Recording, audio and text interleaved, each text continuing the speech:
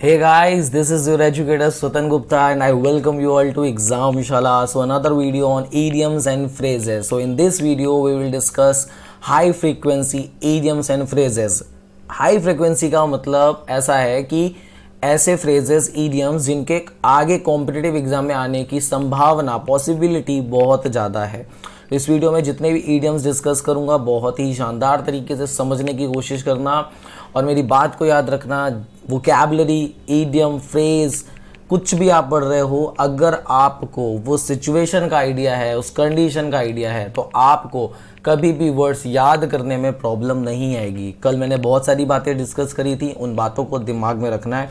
तो चलिए शुरू करते हैं वीडियो को। और इसके अलावा आप हमको फॉलो कर सकते हैं हमारे वेरियस प्लेटफॉर्म पे, इंस्टाग्राम पे, फेसबुक पे एंड टेलीग्राम पे। आपको यहीं पे पीडीएफ मिल जाएंगे। आपके किसी भी तरीके के डाउट्स हैं, क्वेरीज हैं, आप हमसे जुड़ सकते हैं, आप हमें भेज सकते हैं क्वेश्चंस को भी।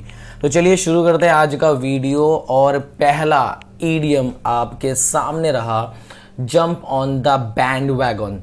ओके, सो ये क्या होता है इसको समझते हैं। सबसे पहले इसके मीनिंग को देख लो, सिचुएशन समझ में आ जाएगी। ज्वाइन अ पॉपुलर ट्रेंड और एक्टिविटी। ठीक है, अब पॉपुलर ट्रेंड और एक्टिविटी क्या हो सकती है, तो देखो आप इसको फैशन के सेंस में भी ले सकते हो। फैशन का सेंस हो गया। अब इसी तरीके से जैसे अभी कोरोना चल रहा है तो ऑफकोर्स जो मैक्सिमम वीडियोस और मैक्सिमम न्यूज़ दिख रही है ये कोरोना पे दिख रही है। लेकिन अगर आप कल से सोशल मीडिया को देखो तो जो अभी एक एलिफेंट को अनानास खिला दिया गया था, वो न्यूज़ सबसे ज़्यादा वायरल हो रही है। खैर उसमें मैं पॉइंट ऑफ व्यू नहीं दूंगा अपना, लेकिन ये होता है फॉलो करना। ठीक है, so jump on the bandwagon, इस सेंस में हम लोग इसको यूज़ करते हैं। जो उस पर्टिकुलर जोन पे या उस जगह पे सबसे ज़्यादा ट्रेंड कर रहा हो या एक्टिविटी हो, उसको ज्वाइन करने के लिए हम यूज़ करते हैं। अब ये कुछ भी हो सकता है।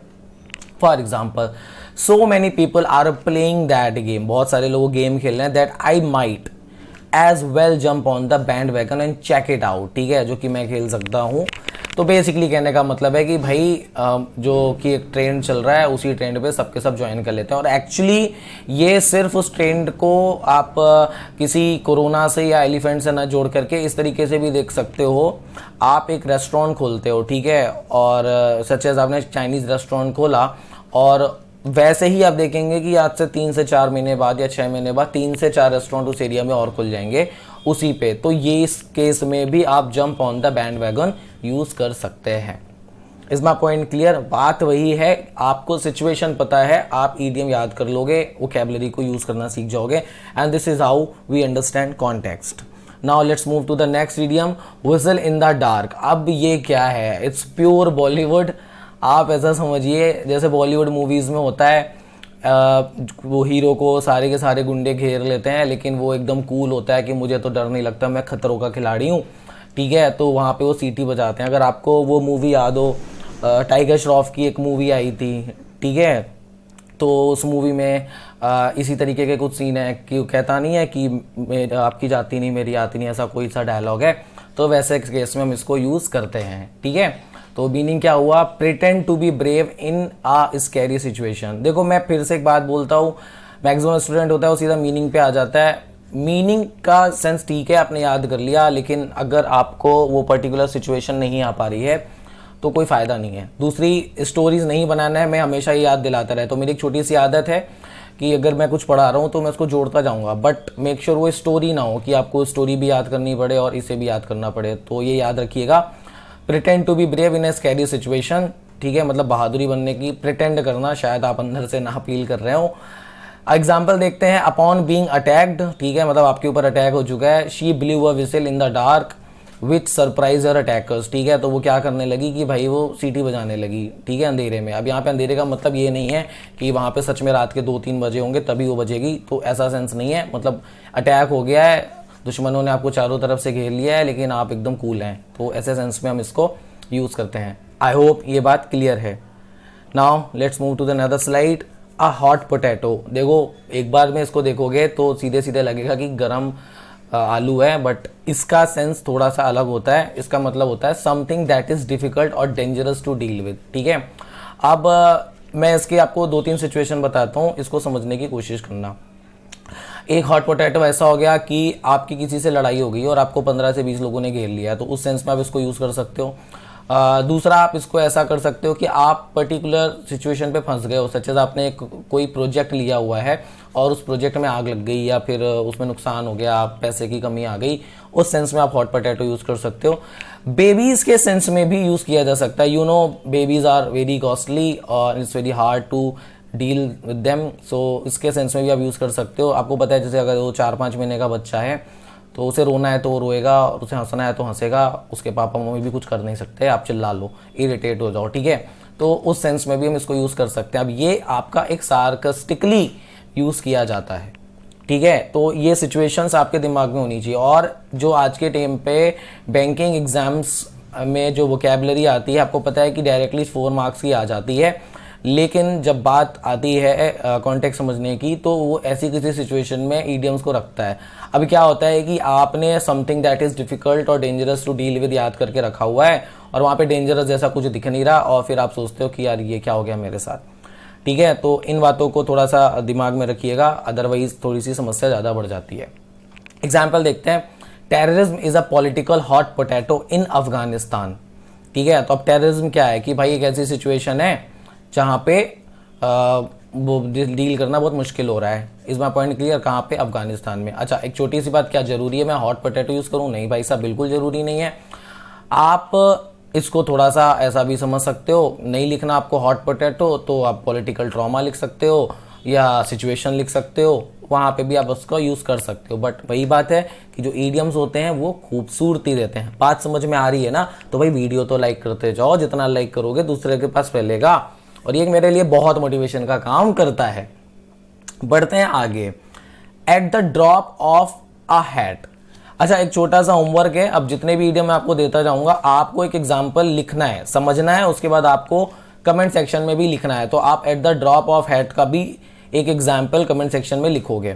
तो मैं मीनिंग की बात करता हूँ। इसका मीनिंग होता है इमीडिएटली, विदाउट एनी हेजिटेशन, ठीक है। तो सिचुएशन को आप थोड़ा सा ऐसा समझ लो कि पापा ने कह दिया कि बेटा पैसे बहुत सारे आ गए हैं, पापा और बेटे ने तुरंत बोल दिया कि ठीक है पापा मुझे कार दिला दो, ठीक है। तो इमीडिएटली आया या विदाउट एनी हेजिटेशन आपने बोल दिया। दूसरा, आपने डिमांड पे भी बात कर सकते हो या फिर आपको कोई आइडिया लगा कि अच्छा कंपनी ने बहुत प्रॉफिट कमा लिया, तुरंत पहुंच गया, सर मेरा अप्रेजल का क्या हुआ, मुझे तो 30% हाइक चाहिए।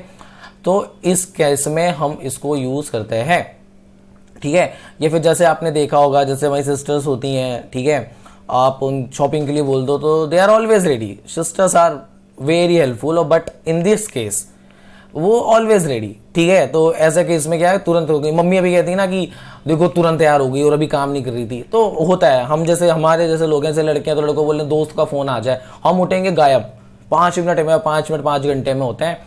तो उस केस में भी ये यूज़ किया जाता है। सी ऑफेंड मत होना, मैं आपको पता ही इतने सारे अपनी वीडियोस देखे, मैं डेली लाइफ पे एग्जांपल देखता हूँ और सिचुएशंस वाली बात है, ठीक है।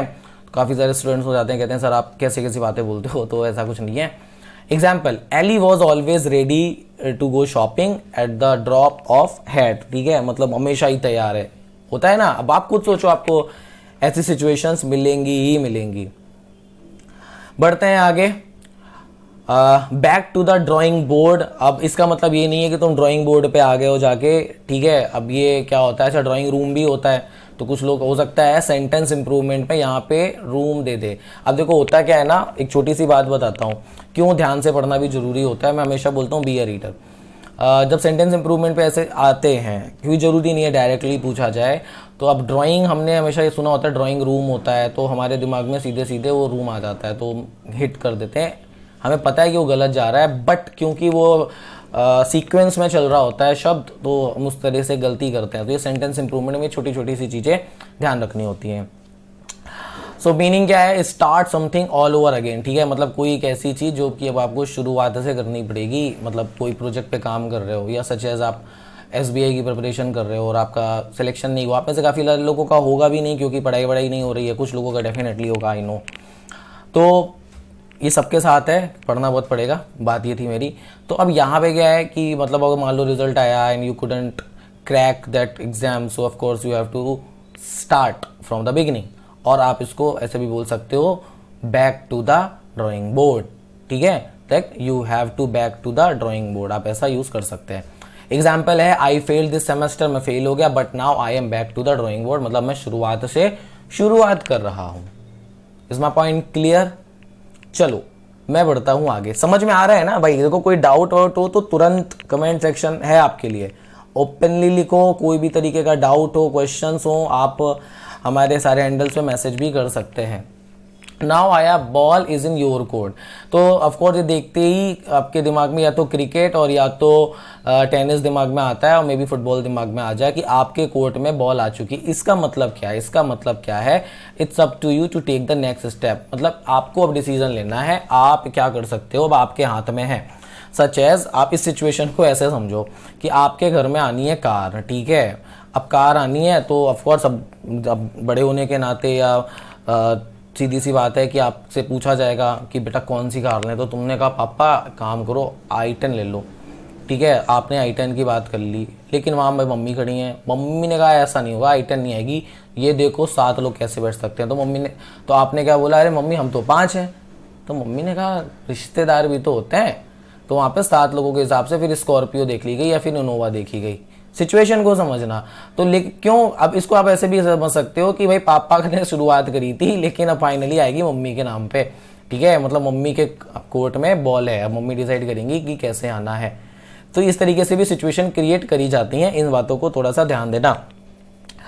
तो example, I have made my decision, now the ball is in your court, ठीक है? और फिर होता ही है कि मम्मी आवाज़ में कहती थी ठीक है बेटा, अब जो तुम्हें सही लगे तुम करो, तुम तो बड़े हो गए हो, ठीक है? चलिए हम आते हैं आगे और अगले इडियम को डिस्कस करते हैं। एंड आई होप इनके कॉन्टेक्स्ट समझ में आ रहे हैं। Meaning is not important, internet भरा हुआ है, situation is important, always remember. Barking up the wrong tree, ठीक है? तो अभी ये क्या होता है? बार्क मतलब क्या है? बार्क मतलब है भौंकना। अब मैंने आपको कल ये बात बताई थी कि वो एग्जैक्टली मीनिंग दे सकता है और फिगरेटिव भी दे सकता है। तो क्या यहाँ पे ऐसा है कि वो एक पेड़ पे जाके भौंक रहा है या गलत पेड़ पे जाके भौंक रहा है? May be.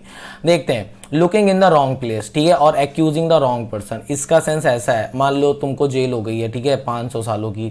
अब तुम्हें जेल हो गई, तुमको अब अक्यूज कर दिया गया। अब हो सकता है आप गलत ना हो, लेकिन अब आप पे ऊपर आरोप लगाए जा रहे हैं, आपको कोर्ट में रखा जा रहा है या फिर जेल में रखा जा रहा है। तो उस सेंस में होगा that police person barking up the wrong tree, ठीक है? याद रखना। तो एग्जाम्पल देखते हैं। He did not commit the crime, you are barking up the wrong tree. Of course आप ऐसा भी बोल सकते हो, you are accusing the wrong person, no problem at all.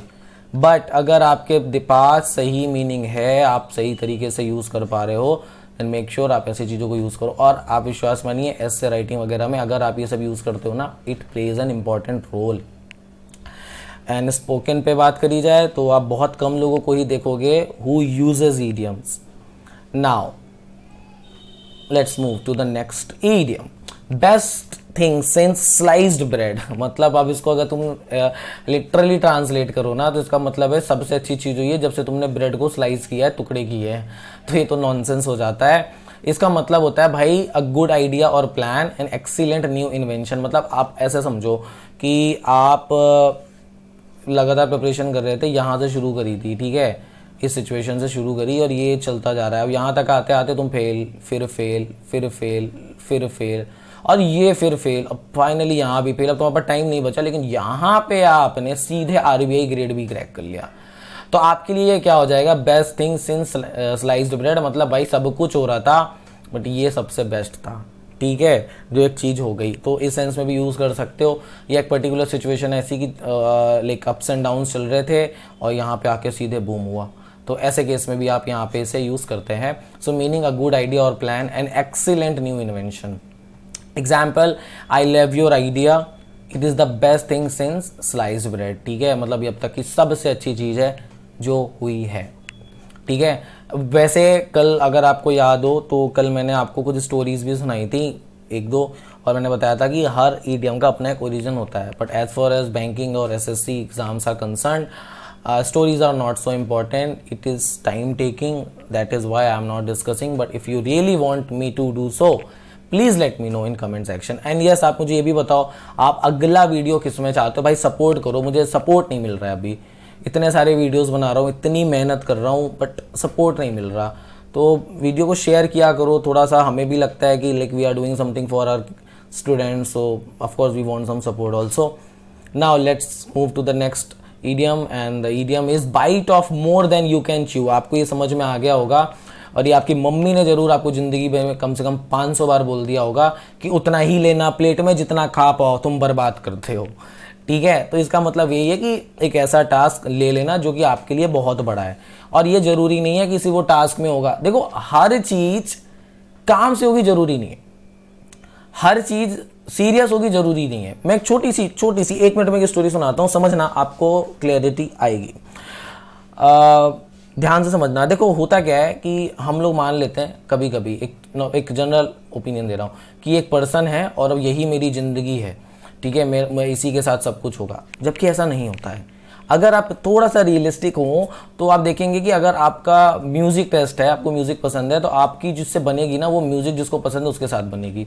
ठीक है, आपको खाने का शौक है तो आप हमेशा उस पर्सन के सर्च में होते हैं जिसको खाने का शौक होता है और आपकी उसके साथ बनती है। आपके कजिन्स होते हैं, आपके फ्रेंड्स होते हैं। ठीक है, सच एज आपको डांस पसंद है तो आपकी जो डांस क्लास होगी ना वहाँ पे आपके लोगों से बनेगी। हर इमोशन के लिए अलग पर्सन होता है हमारी ज़िंदगी में, तो ऑफकोर्स हर सिचुएशन के लिए एक पर्टिकुलर वर्ड भी तो होगा। ध्यान देना, ये प्रैक्टिकल है। अगर आप इसको अपनी लाइफ में उतारते हो, एग्जाम में भी उतारते हो, बहुत ही शानदार जिंदगी हो जाएगी, सोचने का तरीका हो जाएगा। ठीक है, बस इतनी सी बात थी, थोड़ा सा ध्यान देना, आई होप क्लियर होगी। एग्जाम्पल पे आता हूं मैं। Our boss bit off more than she could chew when she promise the client we would have to project ready by next week. सीधी सी बात है कि भाई साहब हमारे बॉस ने ले लिया जितना हम कर सकते थे और प्रॉमिस भी कर दिया, और बस ऐसी सिचुएशन। ठीक है, खैर बढ़ता हूं आगे, कुछ और इडियम्स को देखते हैं। Burn the midnight oil. अब बर्न द मिडनाइट ऑयल का मतलब क्या है? देखो, इसका मतलब ऐसा है कि भाई साहब बहुत सारी मेहनत करना, ठीक है, पूरे दिन रात लगे रहना, सिलेक्शन से नीचे कुछ नहीं, पूरा सिलेक्शन लेना है, कुछ भी हो जाए, उस सेंस में आप इसको यूज करते हो। ठीक है, तो ये बात को याद रखना, इसके लिए हम लोग यूज करते हैं burn the midnight oil to stay up working, specially studying late night. ठीक है, अब आपके एग्जाम्स आ रहे हैं तो आपको रात दिन पढ़ना होता है। She is been burning the midnight oil for the last few months, her hard work will definitely pay off in the coming exam. ठीक है, पे ऑफ मतलब भाई उसको रिजल्ट जरूर मिलेगा। ठीक है, याद रखना। अच्छा, पे ऑफ पॉजिटिव एंड नेगेटिव दोनों में यूज होता है, इसका मतलब ये भी होता है कि आपको कॉन्सिक्वेंसेस भी झेलने पड़ेंगे। ठीक है, हार्ड वर्क पेज ऑफ, ठीक है, बट अगर गलत काम किया है तो भी देना पड़ता है। Is my point clear? चलो फिर आते हैं आगे। Caught between two stools. अब ये क्या है? इसका मतलब होता है when someone find it difficult to choose between two alternative. मतलब आपके पास दो सिचुएशंस हैं या दो अल्टरनेटिव्स हैं, अब आप कंफ्यूज हो गए कि मैं क्या करूं, तो उस सेंस में आप यूज करते हो कॉट बिटवीन टू स्टूल्स। ठीक है, मतलब दो किताबें रख दी आपकी, एक इंग्लिश में मेरे नोट्स रख दिए और इंग्लिश में दूसरी किताब रख दी। ठीक है, रैंडम सी, और क्या हुआ कि आपने लोगों ने कहा कि भाई पढ़ लो, तब तुम कंफ्यूज हो क्योंकि आपने मुझसे पढ़ा है, so you understand me very well. अब आपके पास एक दूसरी बुक है रैंडम सी जहाँ पे सब कुछ नया होगा, तो ऑफकोर्स कंफ्यूज हो, बुक भी बेस्ट है और ऑफकोर्स मैं भी बेस्ट हूँ, तो फिर यहाँ पे आया। ठीक है, खैर आते हैं आगे, एग्जाम्पल देखते हैं। He had committed to both and now he is caught between two stools. I hope ये समझ में आ जाएगा। एग्जाम्पल कमेंट सेक्शन में जरूर देते जाओ, मैं बार बार बोल रहा हूँ, सीख रहे हो आंसर जरूर करो, अदरवाइज कोई मतलब नहीं होता है। आते हैं, क्राई ओवर स्पिल्ड मिल्क। कुछ लोग इसे स्प्लिट पढ़ते हैं, ये स्प्लिट नहीं है भाई, स्पिल्ड है। ठीक है, सो क्राई ओवर स्पिल्ड मिल्क मतलब ऐसा समझ लो कि भाई तुम्हारे हाथ से दूध गिर गया, अब वो किस काम का? किसी काम का नहीं है। ये आपके साथ हुआ होगा कई बार, गैस में आपने दूध चढ़ा दिया होगा और फिर दूध ऑफकोर्स वो गिर जाता है, हम लड़कों से बहुत होता है। तो ये क्या है? Cry over spilled milk, to be unhappy about something that can not be undone. ठीक है, मतलब एक गुस्सा होना, दुखी हो जाना किसी चीज़ पे जो कि अब दोबारा नहीं हो सकता, लेकिन वो होता नहीं है, वो मेरे साथ ऐसा कैसे कर सकता है, मैं तो इतना कुछ करता था और ये दोबारा सही हो जाए, मैं कैसे फेल हो सकता हूँ, मैंने दिन रात मेहनत करी। आपके डिफरेंट कॉन्टेक्स्ट हो सकते हैं, आप मेरी बातों से समझ गए होंगे मैं आपसे क्या कहना चाहता हूँ। एग्जाम्पल देखते हैं। It cantt B sorry it can't he helped don't cry over spilled milk. ठीक है, तो इसके लिए याद रखते हैं। चलिए बढ़ते हैं आगे, भैया आपको कुछ नहीं कर सकते, उसने जो करना था कर लिया। आते हैं आगे और नेक्स्ट देखते हैं। Don't count your chickens before the egg have hatched. ठीक है, मतलब ऐसा है कि भाई देखो प्लान मत करो, ठीक है, जब तक कुछ हो नहीं जाता, वो होता नहीं है। अब जैसे आप में से काफ़ी सारे लोग हैं, सबके प्लान होंगे, फ्यूचर प्लान होंगे, मेरा SBI निकल जाएगा, उसके बाद मेरी सैलरी होगी 60,000 70,000, तो 1 लाख भी हो सकती है। अगर 1 लाख हुई तो मैं घर खरीद लूँगा, फिर उसके बाद मुझे एक कार खरीदनी है, काम करूँगा 5 लाख की कार खरीद लूँ, वो सही है, बैंक से तो आसानी से मिल भी जाएगा, फिर उसके बाद ज़िंदगी सेट, मुझे शादी करनी है, मैं घूमने चला जाऊँ। अभी पता चला प्रीलिम्स नहीं निकला। ये होता है, इस सेंस में हम लोग इसको यूज करते हैं। स्टोरी है, अपनी दो जोड़ लो। So meaning, don't make plan for something that might not happen. Example, you might not win the prize and you have already spend the money. Do not count your chicken before the eggs have hatched. ठीक है, तो मतलब plan मत करो, मतलब सोचो कि तुम प्राइज जीते नहीं हो, तुमने कह लिया अब मैं जा रहा हूँ, SBI तुम्हारा निकला नहीं, तुम कह रहे हो सर मैं जा रहा हूँ पटाया घूमने। ठीक है, आते हैं आगे, लास्ट स्ट्रॉ। अब ऑफ कोर्स आप सब ने कोल्ड ड्रिंक तो ज़िंदगी में एक बार पी होगी, और अगर पी होगी तो स्ट्रॉ आप सब जानते हैं, बट यहाँ पे इसका मतलब ये नहीं कि पूरे कैफ़े में सिर्फ एक स्ट्रॉ बचा है। इसका मतलब क्या है कि भाई पूरी सीरीज़ चल रही थी, उस सीरीज़ में अब एक प्रॉब्लम बची हुई है। ठीक है, और इस प्रॉब्लम को सॉल्व करना बहुत ज़रूरी है, और ये शायद सीरियस प्रॉब्लम भी हो सकती है, फाइनल प्रॉब्लम भी हो सकती है। Example, this is the last straw, I am calling the police. अब देखो सिचुएशन ही बदल गई, आपके दिमाग में शायद चल रहा होगा ओके प्रॉब्लम चल रही थी, कई बार हुआ कि यहाँ पे देखो धमकी दिख रहा है भाई कि अब बहुत हो गया, हाँ अब मैं पुलिस को बुला रहा हूँ, मतलब ये हो गया, लास्ट ऑप्शन मेरे पास यही है। तो इस तरीके से भी सोच सकते हैं। पॉजिटिव सेंस में बात करी जाए तो आपने जिस तरीके से सिचुएशन को समझा हुआ है तो वैसे भी आप इसे यूज़ कर सकते हैं। आई होप ये बात क्लियर है। ठीक है, इसमें और क्या एग्जाम्पल हो सकते हैं आप मुझे कमेंट सेक्शन में जरूर बताइए। Elvis has left the building. अच्छा, अब ये क्या है, Elvis has left the building. By the way एक एल्विस यादव व्लॉगर है, उन्होंने बहुत सही ब्लॉगिंग करते हैं, उनको भी आप देख सकते हो। So the show has come to an end, it's all over. इसका मतलब है कि भैया शो खत्म हो चुका है, सब कुछ हो चुका है, पर्दे गिर चुके हैं, खत्म हो चुका है। Example, we waited for another performance by the band but it looked like Elvis had left the building. इसका मतलब हमें लगा कि भैया शो खत्म हो चुका है। कई बार होता है ना, आप डांस करते हो फिर होता है वंस मोर, बट आप ध्यान नहीं देते चले जाते हो, तो उस सेंस में भी यूज़ किया जाता है। आप इसको ऐसे भी समझ सकते हो कि आप प्रिपरेशन कर रहे हो और आपकी लास्ट था, 28 ईयर हो गए, अब तुम दे नहीं सकते, तो घर वाले क्या सोचेंगे, Elvis has left the building, मतलब अब कुछ नहीं हो सकता, शो मस्ट गो ऑन वाली सिचुएशन खत्म हो गई। बढ़ते हैं आगे आते हैं। लेट स्लीपिंग डॉग्स लाई। अच्छा, अब ये क्या होता है, इसको समझने की कोशिश करते हैं। अच्छा, आप लोग आइडिया लो क्या हो सकता है, थोड़ा सा आइडिया लो इस पे क्या यूज किया जा सकता है, बताइए। चलो मैं देख लेता हूँ फिर भी बताता हूँ क्या है। Leave something that alone if it might cause trouble. ठीक है, मतलब किसी चीज, कोई चीज है, छोड़ दो उसे, ठीक है, जो कि कॉज कर सकती है problem. Example, I thought I would ask him, मुझे लगा था मैं उसे पूछूंगा, if he wanted me to pay him, अगर वो चाहता है कि मैं उसे पे करूं, बैक राइट अवे, तुरंत। बट देन, फिर आई डिसाइडेड, फिर मुझे लगा to let the sleeping dogs lie. ठीक है, मतलब अब उसे उसी की हालत पे छोड़ दो। ठीक है, तो ये याद रखना, कई बार ये हेल्प के सेंस में भी हो सकता है, और कभी कभी ऐसा भी हो सकता है, वो छोटे बच्चों में होता नहीं है, मुझे चॉकलेट दिलाओ, और फिर वो महंगी वाली चॉकलेट पकड़ लेते हैं जिसका शायद आपने नाम भी नहीं सुना होता। आते हैं आगे, not a spark of decency. ये क्या है, a person who has no manner. ठीक है, देखो डिसेंसी, डिसेंस और ऐसे शब्द यूज़ किए जाते हैं अक्सर। ठीक है, तो याद रखना, मतलब बहुत अच्छी तरीके से बात ना करना, या जिसके पास किसी भी तरीके का मैनर, इसलिए गंवार, फूहड़ भी बोला जाता है। ठीक है, जो बहुत ही फूहड़ता की लैंग्वेज यूज़ करता है, गाली वाली यूज़ करता है, उसके लिए। Example, have her brother has not a spark of decency. ठीक है, उसके ब्रदर के पास कोई मैनर नहीं, कहते नहीं है तुम्हारे पास कोई मैनर वैनर है कि नहीं, तुम कैसे बात करते हो, तुम्हें कोई शर्म वरम है, कोई बड़ों से ऐसे बात करता है, इज्जत दो, सिचुएशन समझो, टोन समझो। Okay, don't you have manner, how dare you to talk to him like this, talk to him properly, talk to him in a proper manner, English हो गई।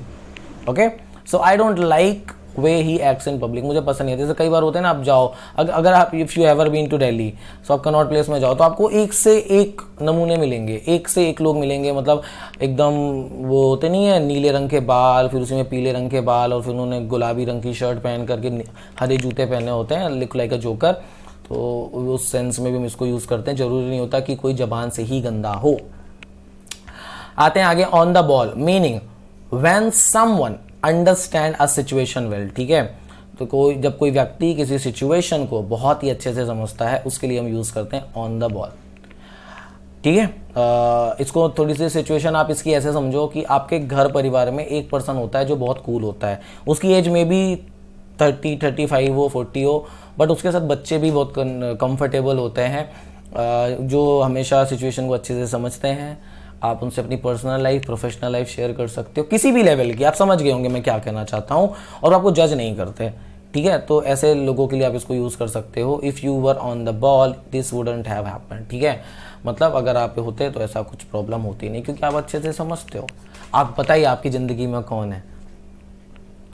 आते हैं आगे, रीप द हार्वेस्ट। अच्छा, अब ये क्या है, कहीं ना कहीं थोड़ा सा दिमाग में आ रहा होगा कि जैसी करनी वैसी करनी, कुछ थोड़ा वो चलो इसे देख लेते हैं। तो इसका मतलब है बेनिफिट और suffer as a direct result of past action. वही बात होगी कि भाई जैसा करोगे वैसा होगा। अब गाना भी है एक, जैसी करनी वैसी भरनी। तो ऐसे केस में हम इसको यूज करते हैं। Example, when he cleared IIT JEE he reap the harvest of all his hard work. तो जब उसने IIT JEE क्रैक किया तो उसने क्या किया भाई, उसने अपनी पुरानी मेहनत को हार्वेस्ट किया, मतलब काटा। पहले जो बोया था वो उसने पाया।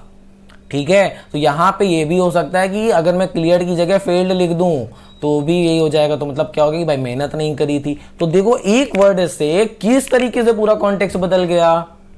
ठीक है, तो इस तरीके से हम इसको यूज करते हैं। ये रिलेशनशिप्स में भी ऐसा यूज होता है कि मान लो कोई बहुत ही ज्यादा एब्यूजिंग है, हाथ उठाता है, थप्पड़ मारता है, एब्यूजिंग लैंग्वेज को यूज करता है, तो उस सेंस में भी हम इसको यूज करते हैं। Is my point clear? इस बात को याद रखना। ओके, चलो आज का लास्ट ईडियम डिस्कस करते हैं और उसके बाद हम कुछ और चीज़ों को भी वीडियोस लाएंगे। तो आज का लास्ट ईडियम है वो है आप सबके लिए, जितनी आप मेहनत करते हो, this is dedicated to you. Work your fingers to be bone, not sorry be, it's the sorry for this. Work your fingers to the bone, extreme hard work, मतलब आई नो बहुत मेहनत कर रहे हो आप लोग, और जान लगा दो वरना जाने दो। Example, she totally deserve the success. वह सक्सेस डिजर्व करती है, कुछ लोग इसे रिजर्व बोलते हैं ना जी ना, ऐसे नहीं होता। तो she totally deserve the success, she worked hard, finger to the bone. ठीक है, तो शी वर्कड हार्ड, तो उसने क्या किया भाई, उसकी जो फिंगर है ना वो हड्डी तक आने के लिए, मतलब इसको आप ऐसा समझो कि आपकी उंगलियां, आपने इतना लिख डाला है कि आपकी उंगलियों से मांस निकल गया है। ठीक है, वो स्किन निकल गई है और बोन्स दिखने लगी, इतनी मेहनत कर डाली है। आंखों के नीचे काले गड्ढे आ गए हैं, चेहरा काला हो चुका है, बड़े बड़े से दाने हो चुके हैं, लेकिन आप रुके नहीं, आपने सिलेक्शन ले लिया। और ये आप में से सिर्फ एक या दो लोग होंगे, that's my guarantee. So fingers to the bone when she started out as a model. ठीक है, जब उसने एज अ मॉडल स्टार्ट किया था। सो इन दिस वे हमने इडियम्स को सीखा, हमने कुछ 20 इडियम्स को डिस्कस किया था। और अगर आपको वीडियो पसंद आया डेफिनेटली शेयर करिए अपने दोस्तों के साथ। आपके किसी भी तरीके के डाउट्स होते हैं मुझे कमेंट सेक्शन में आप कमेंट कर सकते हो। पसंद आ रहा है तो ज़रूर आप ज्वाइन करिए हमारे एग्जामशाला के टेलीग्राम चैनल को। यहाँ पे काफ़ी सारी पीडीएफ्स शेयर करी हुई हैं और भी शेयर करेंगे आगे। और एडमिशन शुरू हो चुके हैं, आप कॉल कर सकते हैं गिवन नंबर पे, ऊपर मैंने दिया हुआ है। तो मिलते हैं हम नेक्स्ट क्लास में। Have a nice day.